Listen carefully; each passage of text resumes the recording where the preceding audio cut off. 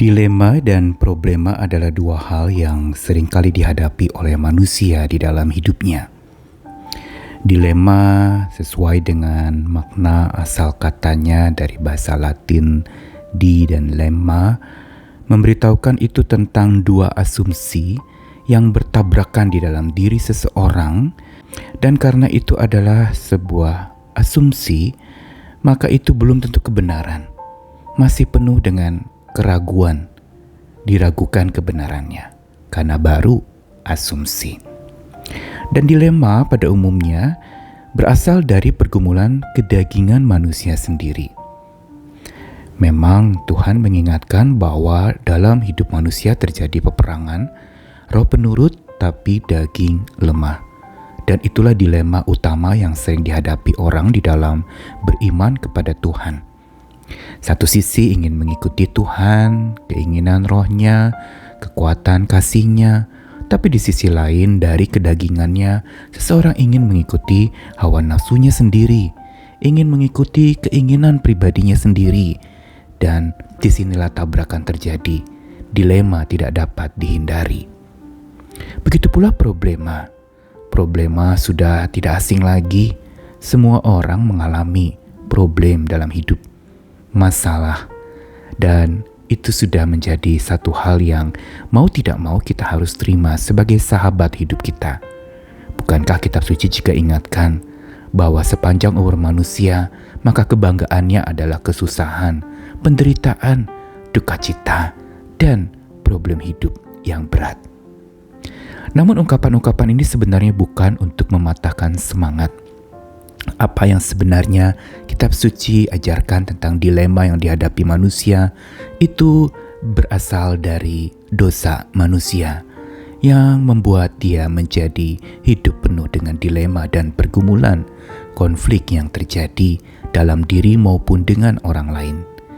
Begitu juga problema ini adalah juga dampak dari dosa manusia yang membuat masalah menjadi tampak lebih berat dan manusia menjadi makin sadar dirinya tidak berdaya menghadapi problema hidupnya.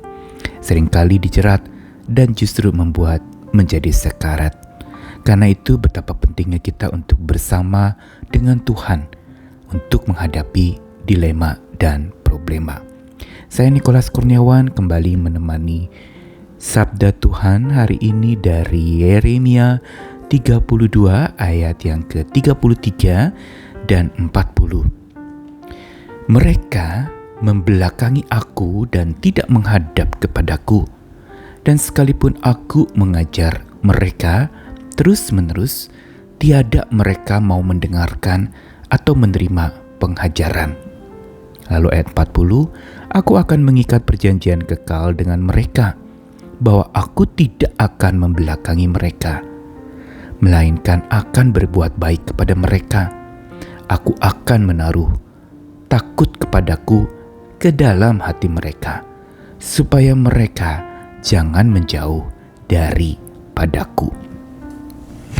Yeremia pasal 32 adalah pergumulan Nabi Yeremia dalam rangka memberitahukan tentang berita penghukuman mengenai kehancuran Yerusalem yang berakibat dia dipenjara karena dianggap menubuatkan kehancuran yang sulit orang-orang menerimanya. Apalagi pada masa di mana mereka sudah menjadi begitu gandrung dengan apa yang jadi bangga hidup mereka. Dan karena itu Yeremia menjadi korban dan dia dipenjara. Dan di penjara pun dia lalu berdoa dengan penuh ratap kepada Tuhan.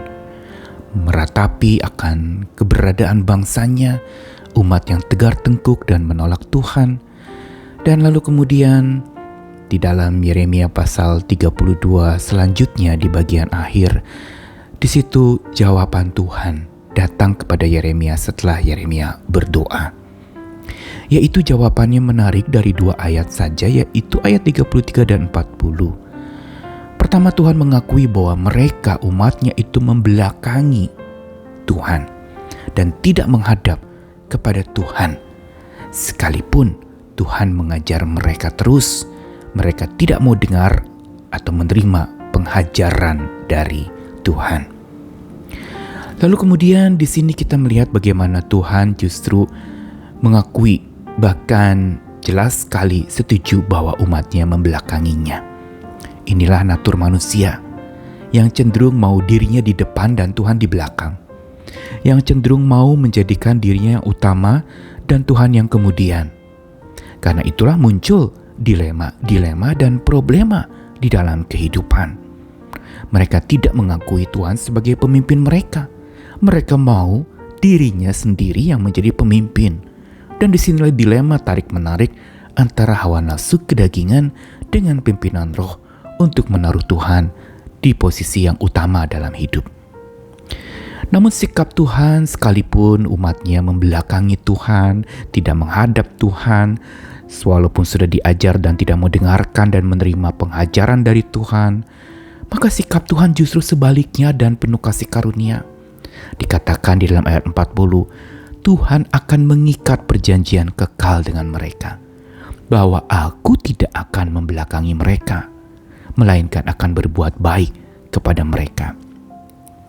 Perhatikan bagaimana apa yang dikatakan dalam ayat 40 justru sebaliknya dari ayat 33. Di ayat 33 manusia membelakangi Tuhan, tapi ayat 40 justru Tuhan mengatakan, Aku tidak akan membelakangi mereka, sekalipun mereka membelakangi Aku.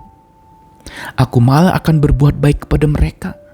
Aku akan menaruh takut kepadaku dalam hati mereka. Dengan kata lain, Tuhan akan berikan hati yang takut akan Tuhan, yang kembali berbalik dan terus menjadikan Tuhan sebagai yang utama dan yang ada selalu di depan mereka.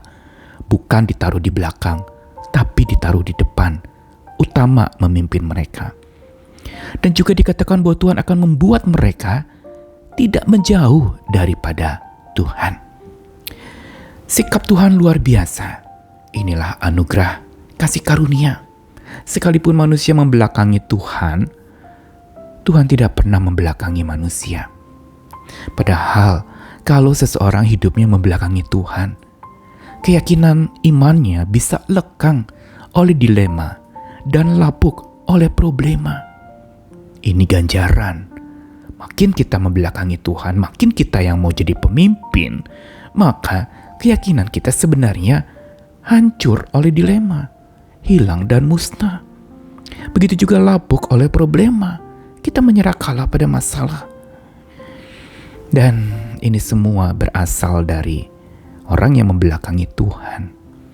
Yang berarti kalau membelakangi Tuhan, mereka sebenarnya sedang hengkang daripada Tuhan, menjauh, beralih, tinggalkan Tuhan di belakang mereka. Dan bukan saja hengkang dari hadapan Tuhan, tapi juga membangkang perintah Tuhan.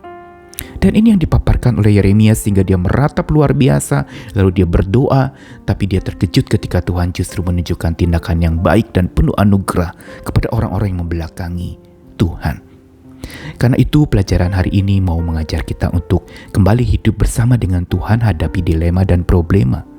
Karena tanpa dengan Tuhan, kita justru akan selalu tersesat dan bingung dalam dilema-dilema kita. Dan makin kita akan tersandung di dalam problema-problema kita. Mari hidup selalu bersama dengan Dia yang selalu ada dalam setiap musim kehidupan kita. Bersama Tuhan, hadapi dilema dan problema. Tuhan mengasihi dan beserta dengan kita sekalian. Amin.